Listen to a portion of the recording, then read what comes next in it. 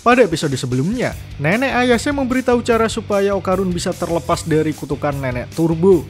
Namun untuk melakukan hal itu, Okarun dan Ayase perlu berlatih lagi demi meningkatkan kemampuannya. Bagaimana kelanjutan ceritanya? Mari langsung saja kita membahasnya.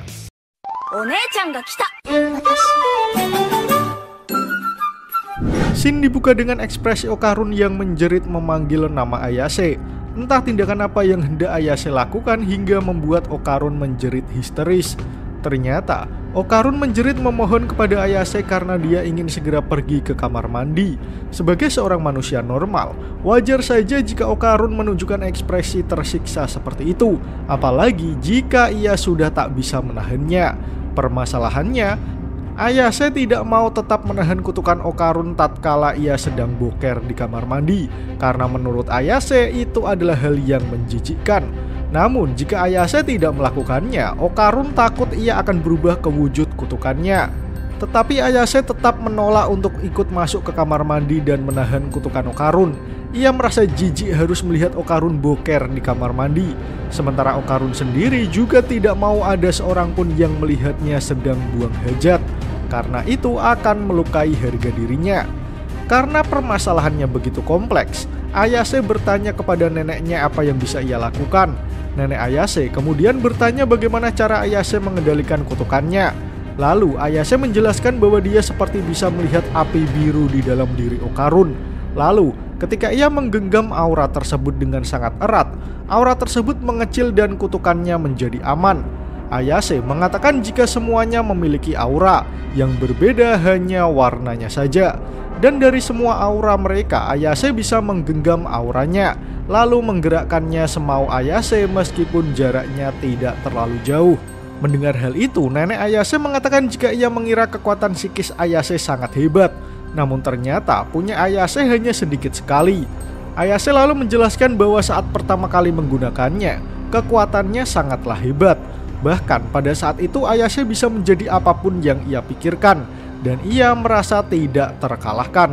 Lebih lanjut lagi, Ayase menjelaskan jika kekuatannya melemah untuk saat ini, dan yang ia bisa hanyalah memanipulasi aura. Mendengar hal itu, Nenek Ayase menyuruh cucunya untuk memejamkan matanya sebentar. Tapi Ayase menjawab jika itu akan membuat kutukan Okarun kambuh lagi. Lalu nenek mulus menjelaskan bahwa Ayase tidak boleh bergantung dengan matanya saja. Ia menyarankan supaya Ayase bisa menggunakan indranya yang lain, seperti indera perasanya. Karena jika Ayase bisa menggenggam aura, seharusnya ia juga bisa merasakannya juga. Lalu nenek Ayase menyuruh Ayase untuk merasakan aura Okarun dengan menutup mata. Di sana Ayase mencoba melakukan apa yang neneknya katakan. Saat ia membuka matanya dan menggenggam aura Okarun, rasanya terasa dingin.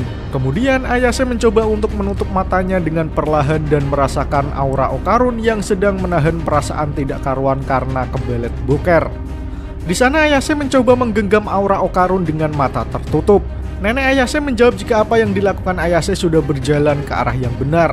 Namun sesaat kemudian Okarun langsung berubah ke wujud Nenek Turbo. Sontak Ayase langsung membuka matanya supaya ia bisa menahan kutukan Okarun. Meski bisa untuk beberapa saat, nampaknya kekuatan Ayase masih harus dilatih lagi supaya bisa lebih berkembang. Setelah percobaannya gagal, Ayase langsung mengejar Okarun yang berlari karena sudah tidak tahan ingin ke kamar mandi. Adegan kejar-kejaran terjadi, di mana Ayase mengejar Okarun, sementara nenek Ayase mengejar cucunya. Mereka bertiga rusuh hanya karena Okarun kebelet boker.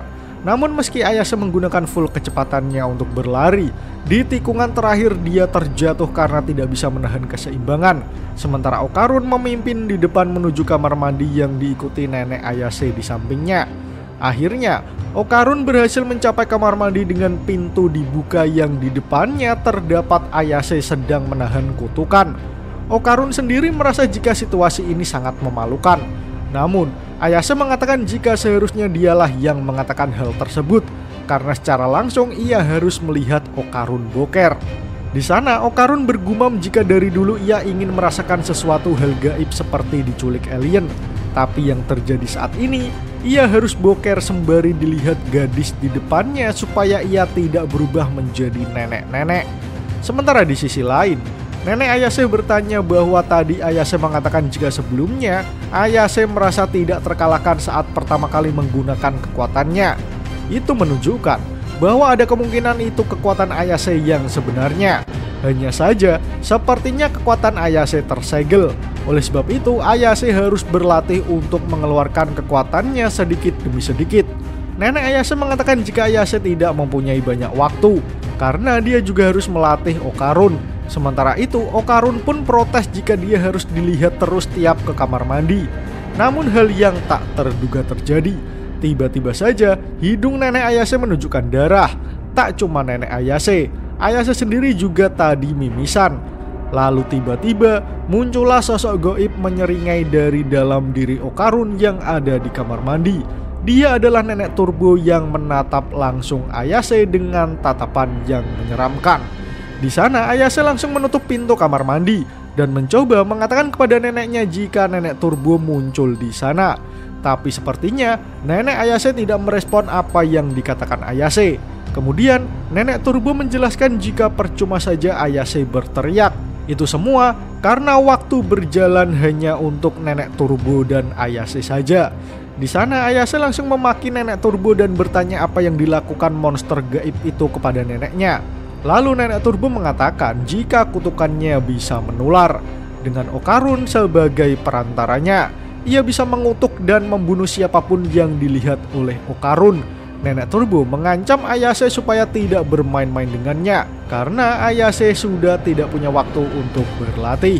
Nenek Turbo menyuruh Ayase datang ke terowongannya malam ini juga. Jika mereka tidak datang, maka nenek Turbo akan membunuh semua orang menggunakan tubuh Okarun. Lalu sekejap kemudian, nenek Turbo menghilang dengan menekankan jika Ayase harus datang malam ini ke terowongannya. Sesaat kemudian, semuanya kembali normal, di mana di dalam kamar mandi terlihat Okarun yang tiba-tiba juga mimisan. Sementara Ayase masih mencerna semua kejadian barusan. Di sana Ayase melihat telinga neneknya juga sampai mengeluarkan darah. Sementara nenek Ayase langsung tahu ada sesuatu yang terjadi, sehingga ia bertanya pada cucunya. Singkat cerita, malam pun tiba. Kini nenek Ayase mengadakan sebuah ritual supaya para dewa melindungi cucunya dan juga Okarun yang akan pergi ke terowongan nenek Turbo. Terlihat Ayase dan juga Okarun berdandan menggunakan pakaian tradisional. Nenek Ayase menjelaskan jika pakaian itu seperti jirah pelindung untuk arwah. Oleh sebab itu mereka harus memakainya. Nenek Ayase kembali menekankan karena Ayase dan Okarun belum latihan cukup lama. Jika tidak berhati-hati, maka mereka berdua bisa saja mati begitu saja. Namun Ayase menjawab bahwa meskipun mereka terlihat lemah, akan tetapi mereka berdua pernah mengalahkan alien gede. Setelah itu, Ayase mengajak Okarun untuk segera pergi meninggalkan rumah menuju terowongan nenek Turbo. Namun hal tak terduga terjadi, di mana nenek Ayase memeluk cucunya dari belakang dan berpesan kepada Ayase supaya tidak mati dalam pertarungan melawan nenek Turbo. Sesaat kemudian, Okarun dan Ayase pergi meninggalkan nenek mulus menggunakan sepeda. Sementara nenek Ayase berdoa supaya keduanya bisa selamat. Di perjalanan, ternyata Okarun dan Ayase memilih untuk naik kereta ketimbang bersepeda sampai ke terowongan. Itu karena Ayase tidak mau kecapean saat menantang nenek Turbo bertarung. Ayase benar-benar ingin mengalahkan nenek Turbo. Itu karena makhluk tersebut sudah berani mencoba menyakiti neneknya. Dengan menunjukkan ekspresi kesalnya, Ayase meyakinkan dirinya sendiri untuk menghajar nenek Turbo habis-habisan. Kini keduanya sudah sampai di depan terowongan nenek Turbo. Dengan ekspresi yang terlihat takut, mereka berdua mau tak mau harus masuk ke dalam. Seperti yang bisa kalian duga, keduanya ogah untuk masuk duluan. Sehingga akhirnya Okarun dan Ayase memutuskan untuk berjalan berdampingan. Saat keduanya berjalan, Okarun bertanya apa yang akan mereka lakukan jika nenek Turbo muncul. Ayase dengan pede menjawab untuk langsung menghajarnya. Tetapi Okarun menjelaskan jika mereka harus memancing nenek Turbo keluar dari kota Sonou dan memisahkannya dari arwah gentayangan. Jika mereka bisa melakukan itu, maka kekuatan nenek Turbo akan melemah dan mereka bisa mengalahkannya. Namun Ayase masih sangat pede bisa mengalahkan nenek Turbo, karena dia sudah pernah mengalahkan alien raksasa tempo hari. Di saat mereka sedang mengobrol, Tiba-tiba saja di ujung terowongan muncul kepala nenek turbo yang berukuran raksasa menutupi jalan terowongan. Sontak saja hal itu membuat Okarun dan Ayase kaget setengah mati. Karena panik, mereka berdua jadi lupa rencana awalnya untuk memancing nenek turbo keluar dari kandang. Apalagi saat wajah nenek turbo terlihat full memenuhi terowongan. Aura menyeramkannya terasa begitu nyata. Ditambah lagi kepala itu bergerak mengejar Okarun dan Ayase yang menambah aura creepy-nya begitu nyata. Tidak mau dikalahkan rasa takutnya, Ayase langsung meminta Okarun memberikan persediaannya. Dengan kekuatan psikisnya, Ayase berencana menghentam wajah nenek turbo menggunakan tongkat baseball. Awalnya, tongkat tersebut melaju dengan sangat deras ke wajah nenek turbo.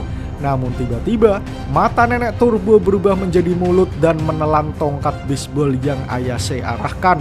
Sontak saja hal itu membuat Ayase merasa risih.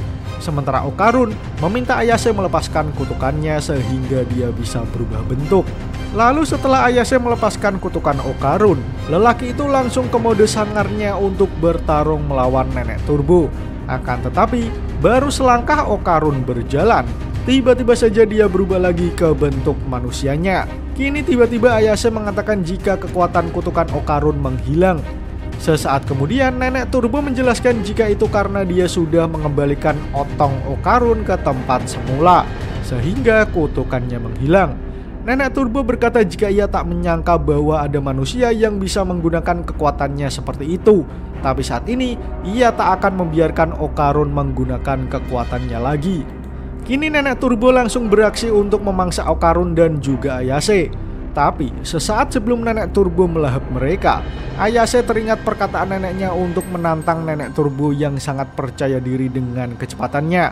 Sehingga saat nenek turbo hampir memangsanya, Ayase memprovokasi makhluk tersebut dengan mengatakan jika sepertinya nenek turbo takut dia bisa mengalahkan kecepatannya. Ayase pun menantang nenek turbo adu kecepatan. Mendengar ada seorang gadis kecil yang menantangnya, ego nenek turbo tidak bisa tunduk begitu saja. Ia pun berkata dengan sangat percaya diri bahwa tidak mungkin ia akan kalah dalam hal adu kecepatan. Kemudian nenek turbo menerima tantangan Ayase. Ia bertanya di mana tujuannya dan bagaimana peraturannya. Ayase hanya menjawab jika tidak ada tujuan dalam adu kecepatan ini. Mereka hanya akan bermain kejar-kejaran. Jika nenek turbo bisa menangkapnya, maka ia menang.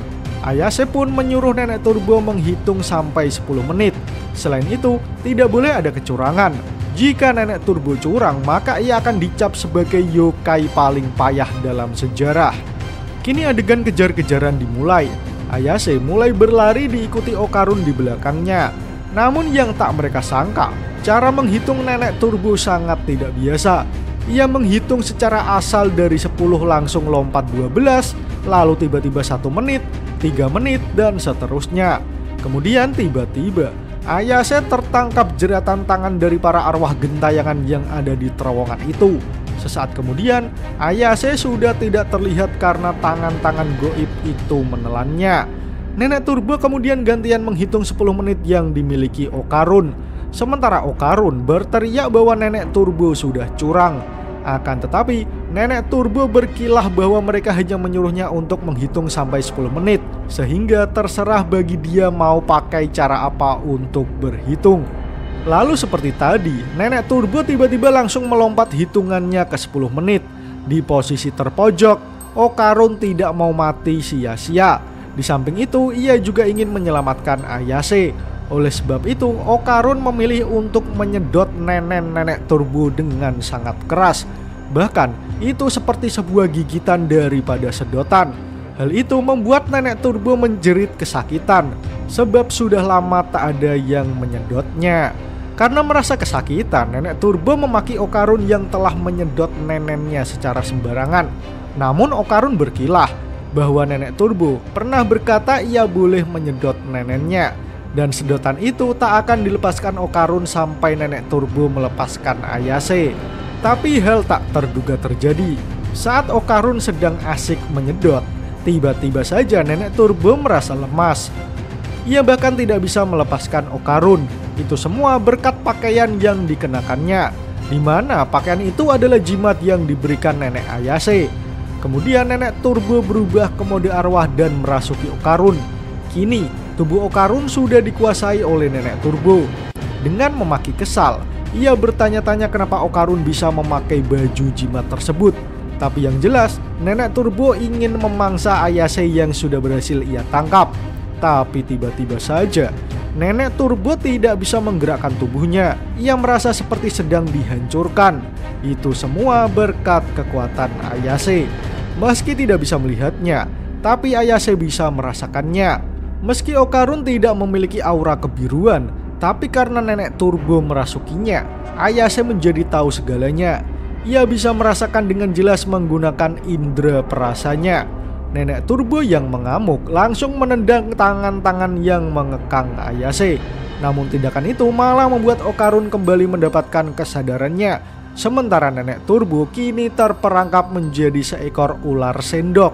Namun itu semua belum berakhir, karena para arwah gentayangan mencoba menyelamatkan Nenek Turbo dengan mengejar Okarun dan Ayase dengan bentuknya sebagai kepiting raksasa. Apa yang akan terjadi dengan Okarun dan Ayase? Tapi sialnya chapter pun berakhir. Nah, bagaimana menurut kalian teman-teman? Semoga episode ini dapat menghibur kalian semua ya.